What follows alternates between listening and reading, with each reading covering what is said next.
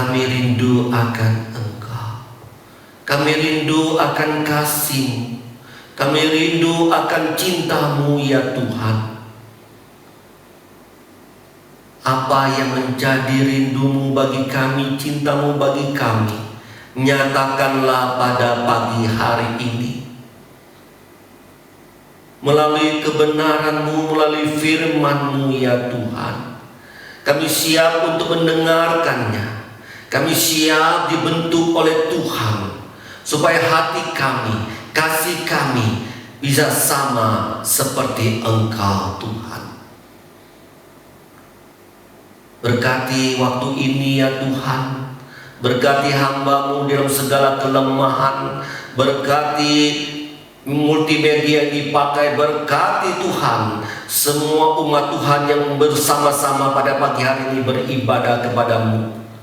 Nyatakanlah anugerah-Mu dan kami percaya ketika kami mendengarkan Engkau, semuanya tidak akan lalu begitu saja.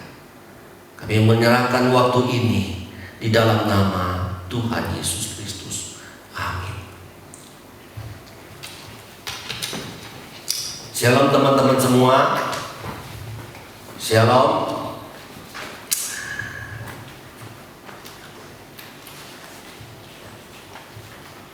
Puji Tuhan, pada hari ini kita masih tetap ibadah. Walaupun situasi dan kondisi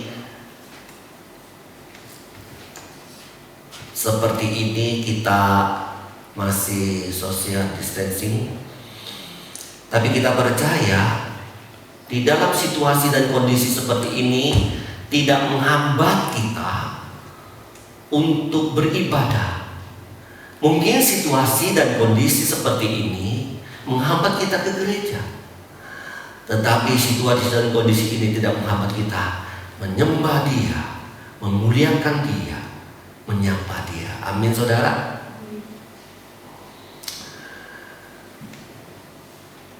Tuhan memakai berbagai cara agar kita tetap beribadah kepada Tuhan. Puji Tuhan. Dalam situasi seperti ini, saya mencoba memberikan konsep kepada kita pada pagi hari ini bahwa Tuhan Yesus adalah harapan kita.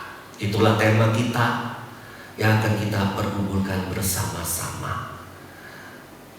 Tuhan Yesus, harapanku. Kita buka Matius pasal 8 ayat 23 sampai 27.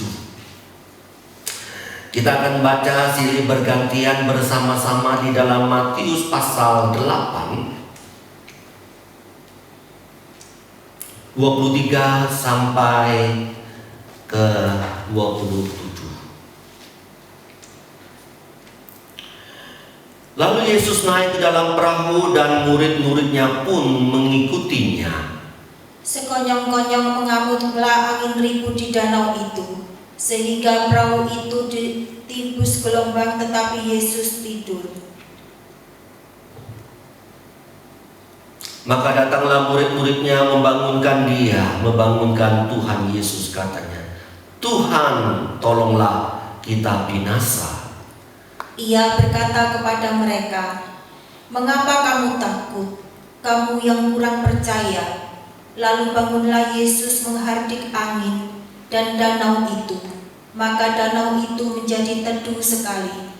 Dan terheranlah orang-orang itu, katanya, orang apakah dia ini sehingga angin dan danau pun taat kepadanya. Saudara, mungkin kita pernah pergi ke suatu tempat, kita sudah prediksikan, kita sudah rencanakan dengan matang perjalanan kita ke suatu tempat. Kita perkirakan jam 8 jam, di sana kita rest 3 jam, kemudian kita meeting bersama. Setelah itu kita tidur. Besok kita kunjungan ke pabrik misalnya. Kemudian proses semuanya dengan semua manajer-manajer di dalam perusahaan itu. Saudara yang dikasihi oleh Tuhan, jika pesawat atau mobil yang kita tumpangi tidak ada masalah, jika kondisi kesehatan kita tidak ada masalah, jika tidak macet, tidak ada banjir dan sebagainya, maka rencana kita, planning kita yang sudah kita siapkan akan berjalan dengan mulus dan lancar. Tetapi saudara, jikalau semuanya itu ada masalah, perjalanan ada masalah, kesehatan ada masalah, tidak ada macet, mobil tidak masalah, dan sebagainya, maka saudara, semua rencana kita akan gagal, semua akan berubah. Peristiwa seperti ini sering terjadi bukan di dalam kehidupan kita. Kita tidak bisa pastikan semuanya akan berjalan dengan baik, tidak bisa. Bisa saja dalam situasi yang bersuka cita, tiba-tiba ada berita yang sangat-sangat menyedihkan, seperti Nabi Ayub, seperti virus corona yang muncul tiba-tiba, yang tidak kita prediksikan, yang akhirnya membuat kita social distancing. Siapa kira bisa seperti ini? Inilah gambaran kehidupan kita, yang kita tidak tahu ada masalah, ada pergumulan, ada tantangan yang datang tiba-tiba. Kita tidak bisa prediksikan. Inilah yang dialami oleh murid-murid Tuhan Yesus pada waktu itu, di mana murid-murid Tuhan Yesus tidak mengira akan berhadapan dengan suatu kejadian yang membahayakan, yang bisa merenggut nyawa. Mari kita perhatikan. Di dalam bagian ini kita melihat, bagian pertama kita melihat mengikut Yesus tentu ada hal-hal yang tidak terduga yang bisa terjadi. Saudara, sekali lagi, ini bagian pertama. Mengikut Yesus tentu ada hal-hal yang tak terduga yang bisa terjadi. Saudara, murid-murid Tuhan Yesus bersama-sama dengan Tuhan Yesus melayani. Dia pergi ke kota-kota, ke kampung-kampung, ke desa-desa, untuk mengabarkan Injil, untuk menyampaikan kebenaran. Mereka menyembuhkan orang sakit. Di sana dikatakan sebelumnya menyembuhkan orang sakit kusta. Di sana sebelumnya dikatakan menyembuhkan mertua Petrus. Di sana menyembuhkan hamba daripada perwira. Saudara, ketika pelayanan pada waktu itu, semuanya tidak ada masalah, saudara. Tidak ada masalah, semuanya berjalan dengan baik. Tetapi saudara, pada waktu bersama-sama dengan Tuhan Yesus dalam satu pelayanan menuju satu tempat, kemudian melewat di dalam laut Galilea, disinilah mereka tidak menyangka ada pergumulan, ada masalah yang terjadi. Dikatakan ketika mereka sedang belayar, dikatakan sekonyong-konyong, artinya tiba-tiba ada taufan, ada angin ribut, ada gelombang yang besar, ada gelombang yang tinggi di Danau Galilea yang muncul tiba-tiba, yang sedang mengganggu perjalanan mereka, yang sedang mengganggu pelayanan mereka, yang sedang mengganggu ketika mereka sedang mengikuti Tuhan Yesus. Saudara, sebagai seorang murid yang pengalaman bertahun-tahun sejak dari kecil, mereka tahu situasi dan kondisi di Danau Galilea. Mereka tahu kapan ada gelombang yang besar, mereka tahu ada bahaya yang besar. Tentu mereka tidak menyeberang. Tetapi ketika Tuhan Yesus menyuruh mereka, mari kita berangkat ke lewat Danau Galilea ini, mereka tahu kondisinya tidak apa-apa. Akhirnya mereka membawa Tuhan Yesus menyeberang Danau Galilea. Bukan satu kapal, tetapi beberapa kapal. Di dalam Markus sana dikatakan. Saudara, kalau sekali lagi, kalau dalam Danau Galilea waktu itu ada masalah, tiba-tiba ada angin yang besar, gelombang yang besar, mereka tahu. Ketika Tuhan Yesus menyuruh untuk pergi lewat Danau Galilea, mereka tidak akan melakukan hal itu. Tapi mereka tahu situasi itu aman. Ketika Tuhan Yesus suruh, mereka melakukan. Ayo kita pergi, ayo kita berangkat bersama-sama. Tetapi saudara, tiba-tiba sekonyong-konyong angin ribut datang, membuat gelombang yang besar, yang tinggi, saudara, sehingga terjadi suatu bahaya yang disebut di dalam Injil Markus, yang disebut dengan Seimos, yang artinya adalah bahaya, kejadian yang tiba-tiba, kejadian yang tidak pernah terjadi pada waktu ada di Danau Galilea. Sejak dari kecil sampai mereka dewasa, itu belum pernah terjadi. Itu disebut dengan Seimos. Artinya Seimos itu adalah menggemparkan. Saudara, kok bisa seperti ini? Ini belum pernah menggemparkan banyak orang.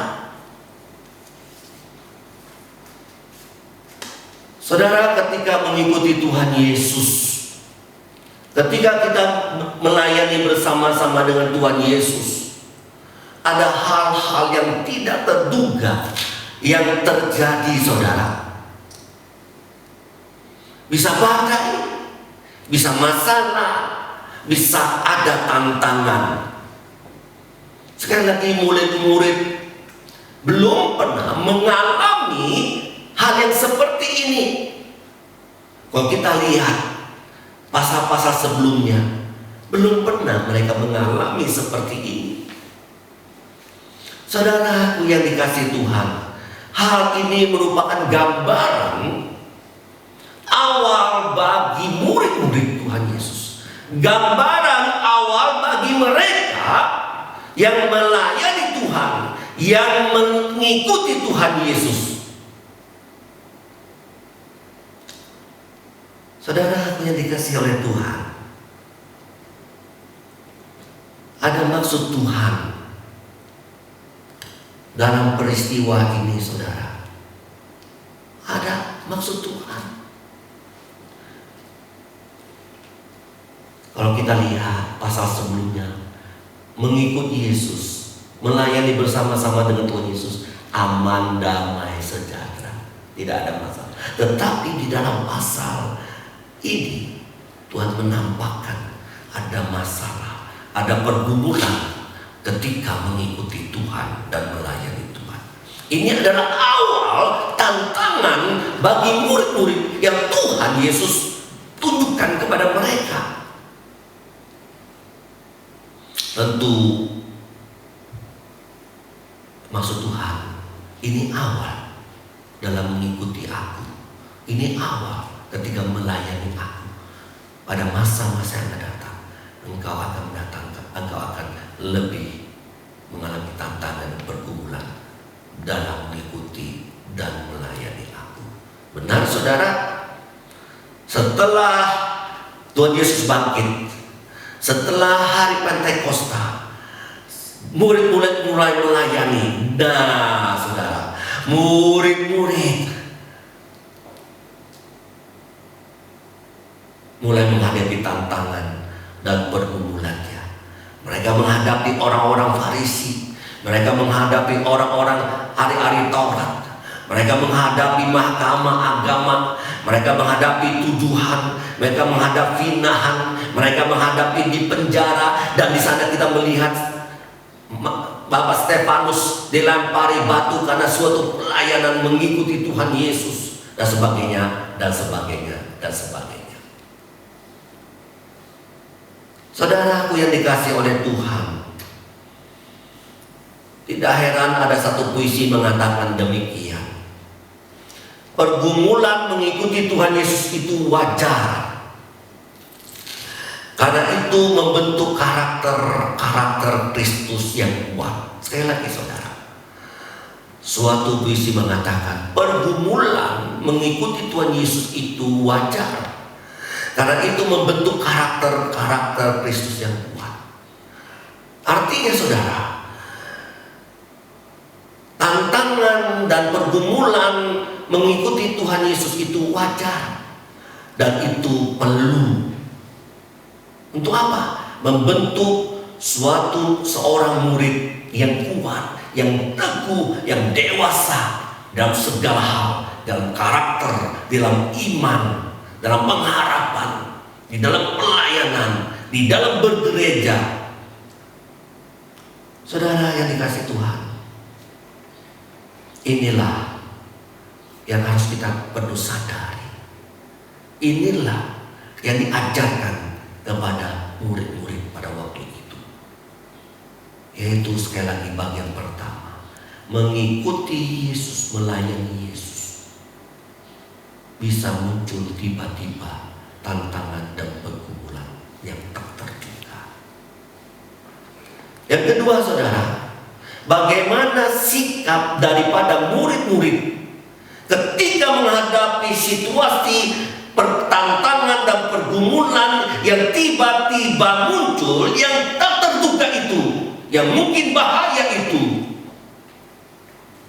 Ada dua sikap saudara.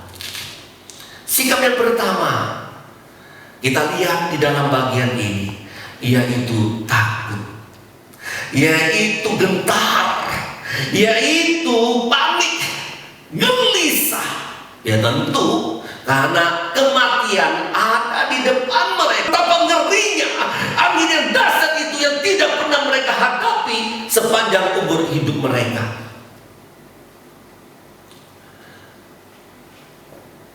Saudara, dalam Matius dikatakan mereka takut. Tetapi di dalam Markus pasal 4 ayat 40 disebutkan mereka bukan takut, tetapi begitu takut, yang artinya sangat takut. Apa artinya sangat takut? Di dalam kalimat Markus itu menunjukkan orang yang sudah tidak ada harapan, menunjukkan mereka pasti mati. Saudara, oke. Coba kita lihat, kita pikirkan lebih dalam lagi di dalam bagian ini. Saudara yang dikasihi Tuhan, di sisi yang lain, di sana murid-murid sangat ketakutan dan begitu gentar, mungkin menangis, mungkin berteriak, mungkin hanya duduk diam menunggu sebuah kematian. Seperti orang-orang di Titanic. Ada yang sudah diam, tidak mau berbuat apa lagi, karena sudah tahu mereka akan binasa. Sekali lagi saudara, di sisi lain murid-murid seperti itu. Tetapi di sisi yang lain, coba lihat saudara, lihat Tuhan Yesus. Di sana apa? Dia tidak takut. Di sana kita lihat dia tenang. Di sana kita lihat bisa tidur lagi. Saudara yang dikasihi oleh Tuhan, kita lihat apa maksud daripada peristiwa yang terjadi pada murid-murid pada waktu itu. Saudara, dalam peristiwa yang sama, di dalam kondisi yang sama, di dalam gelombang yang sama, di dalam angin yang besar yang sama, di dalam air yang penuh di dalam perahu, saudara, ada orang yang sangat ketakutan. Yang satu sisi ada orang yang tidak takut, yang tenang, dan malahan bisa tidur, saudara. Saudara, ini memang dari desain Allah. Ini memang rencana Allah. Ini memang Allah menyatakan diri kepada murid-muridnya. Lihat dengan kepala sendiri, di dalam situasi yang seperti ini ada orang demikian dan ada orang yang demikian. Saudara, di sini Allah Yesus ingin menunjukkan siapakah yang tenang, siapakah yang damai di dalam situasi seperti itu. Yesus ingin menunjukkan dirinya Sang Raja Damai. Inilah, saudara, aplikasi dari pernyataan ketika Tuhan Yesus lahir yang disebut dengan Raja Damai itu. Inilah aplikasinya. Ketika Yesus lahir, berita mengatakan inilah Raja Damai. Disinilah, saudara, di dalam Matius inilah, di dalam Lukas pasal yang keempat inilah, Markus pasal keempat inilah, disitulah mengaplikasikan Sang Raja Damai itu. Saudara, tidak heran di dalam Yohanes pasal 14 ayat 27, Yohanes pasal 16 ayat 3, di sana Tuhan Yesus menyebutkan dirinya seorang damai sejahtera itu. Dia menyebutkan, hanya di dalam Aku kamu beroleh damai sejahtera. Hanya di dalam Aku engkau beroleh damai sejahtera. Dunia tidak dapat merebut damai sejahtera yang kutinggalkan kepadamu. Saudara, sekali lagi, apa yang menjadi suatu pembelajaran ini bagi murid-muridnya, juga bagi kita sekalian? Murid-muridnya pada waktu itu hanya tahu Yesus sebagai guru, Yesus sebagai orang yang bijaksana, orang yang berbelas kasihan, orang yang menolong orang lain, dan orang yang hebat, yang mengadakan mujizat-mujizat. Itu yang mereka tahu. Tetapi di dalam peristiwa Matius pasal yang ke-8 ini, Tuhan Yesus dan Allah ingin menunjukkan siapa diri Yesus yang lain, yaitu Yesus Raja Damai itu. Dalam peristiwa ini, di dalam Laut Galilea, Tuhan ingin menunjukkan kepada kita semua, Yesuslah Raja Damai itu. Itu sikap yang pertama. Murid-murid takut ketika menghadapi suatu tantangan, ketika mengiringi Yesus, ketika melayani Yesus. Sikap yang kedua, saudara, dalam peristiwa tertentu dikatakan mereka datang kepada Tuhan Yesus. Dalam peristiwa ini, murid-murid tidak mampu menghadapi tantangan itu. Kapalnya sudah mulai tenggelam. Mungkin mereka dengan pengalaman mereka, dengan kemampuan mereka yang puluhan tahun sebagai nelayan, mereka mencoba mengatasi badai itu. Tetapi mereka tidak mampu. Akhirnya saudara, timbullah ketakutan. Nah ini saudara, rumusannya.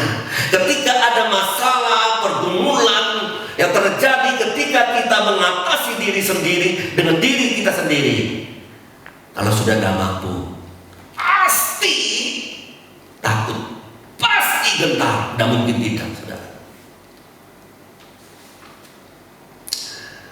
Saudara, dalam kondisi seperti ini, murid-murid sudah sangat takut. Lalu teringat, baru teringat ada Tuhan Yesus yang sedang tenang, yang sedang tidur di buritan kapal. Ingat.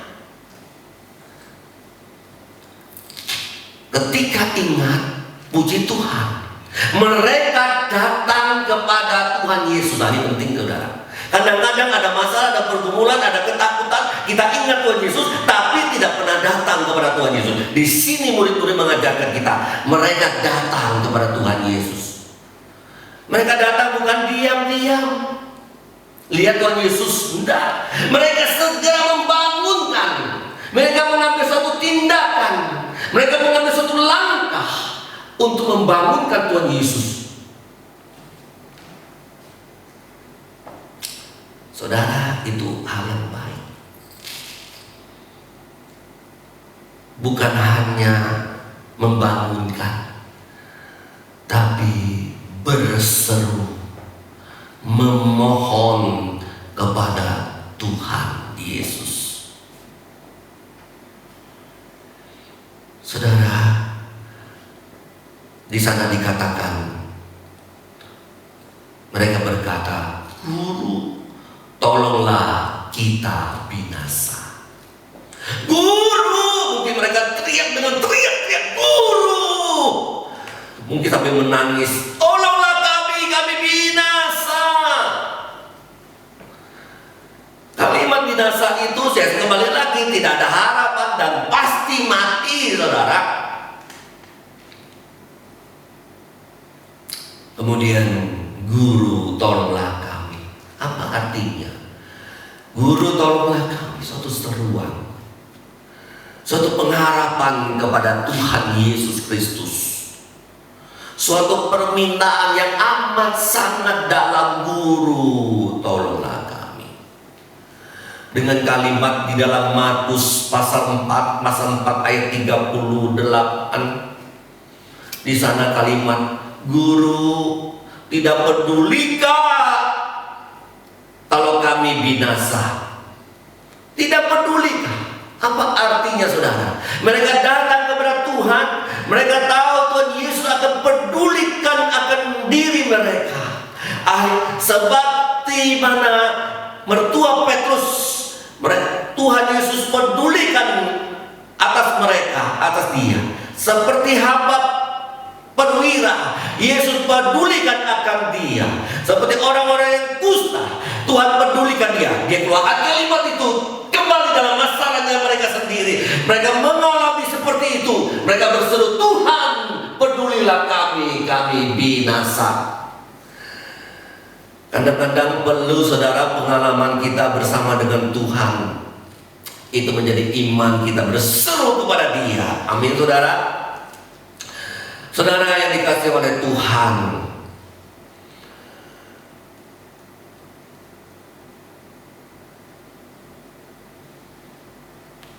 hal ini sama cerita dengan seorang perempuan yang pendarahan 12 tahun. Di sana perempuan itu berulang-ulang diobati dengan tabib, tentu tabib yang hebat-hebat, tapi nggak sembuh-sembuh saudara. Malahan uangnya habis, hartanya habis untuk berobat, tidak sembuh, malahan tambah parah keadaannya. Tidak ada harapan lagi, tidak ada tabib yang bisa menyembuhkan lagi, tidak ada uang lagi untuk berobat. Terakhir, ingat Tuhan Yesus. Datang kepada Tuhan Yesus. Dalam hatinya dia berkata begini dalam hatinya, Kalau aku jamah saja jubahnya, maka aku akan sembuh. Itulah maknanya. Oke, baik.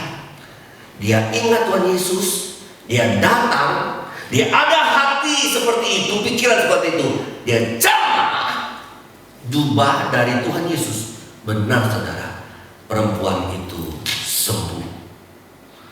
Kalau kita pikir coba dari awal-awal datang kepada Tuhan Yesus, tidak separah begini. Saudara, peristiwa perempuan janda ini di Danau Galilea sudah tidak ada harapan, tinggal kematian. Baru ingat, baru datang, akhirnya mereka selamat saudara. Tuhan Yesus datang, ketika mereka berseru, Yesus bangun, Yesus berdiri, Yesus menghadik angin itu, dan angin itu pun teduh dan tenang. Inilah Tuhan Yesus kita yang berkuasa. Inilah Tuhan Yesus yang memberikan damai sejahtera, sehingga murid-murid bisa tenang. Inilah Tuhan kita, Yesus yang berkuasa. Siapa yang datang kepada Dia, siapa yang berseru kepada Dia, tidak akan sia-sia. Mereka akan memperoleh damai sejahtera. Mereka akan memperoleh melihat kuasa Allah. Mereka akan melihat pertolongan Allah, saudara.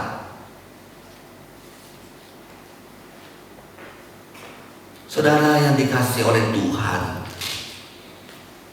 di dalam kondisi seperti sekarang ini, virus corona yang tidak pernah kita duga-duga bisa seperti ini, yang belum pernah terjadi pada virus-virus yang lalu. Saudara yang dikasihi oleh Tuhan, di dalam kondisi seperti ini, kita tidak bisa berbuat apa-apa lagi. Kita tinggal di rumah, stay di set home. Saudara, mari. Mungkin ada yang menangis, mungkin sudah ada yang sudah berteriak, mungkin ada yang marah. Tapi jangan saudara, jangan marah sama Tuhan. Mari kita ingat kepada Tuhan Yesus yang peduli akan anak-anaknya. Kita ingat, kita terus datang, kita tahu, dan kita akan terus berseru kepada Dia. Pastilah saudara, pertolongan Tuhan akan datang tepat pada waktunya. Ketika kita berseru, maka kita akan melihat kuasa Tuhan di dalam kehidupan kita. Saudara yang dikasihi oleh Tuhan, di dalam kondisi seperti ini, mungkin di dalam rumah tangga kita tidak bisa berbuat apa-apa, tapi Tuhan menggerakkan gereja-gereja menjadi diakonia, organisasi-organisasi gereja menjadi diakonia bagi umat-umat Tuhan dimanapun berada.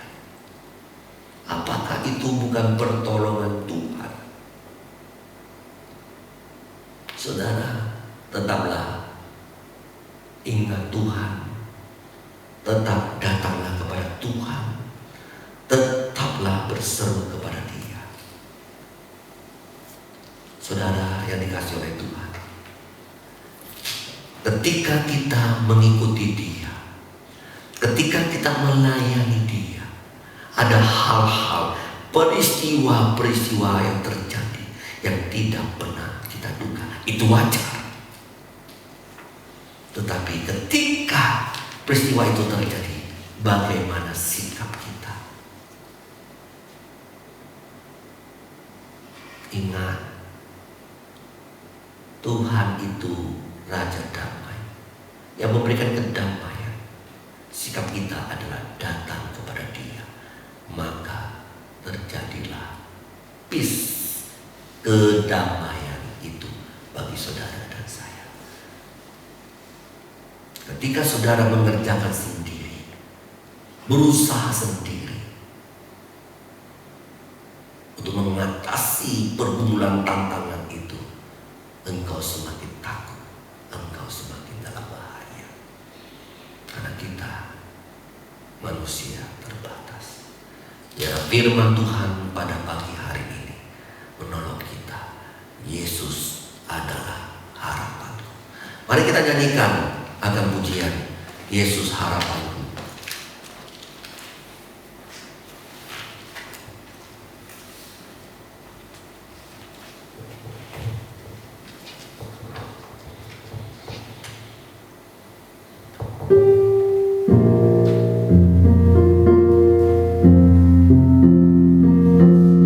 Kita nyanyikan bersama-sama, saudara.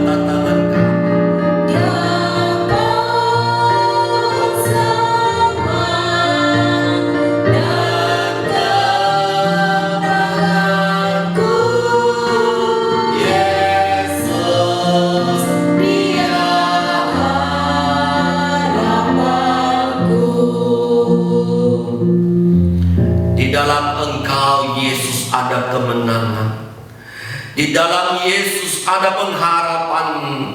Di dalam Yesus ada ketenangan. Di dalam Yesus ada damai sejahtera.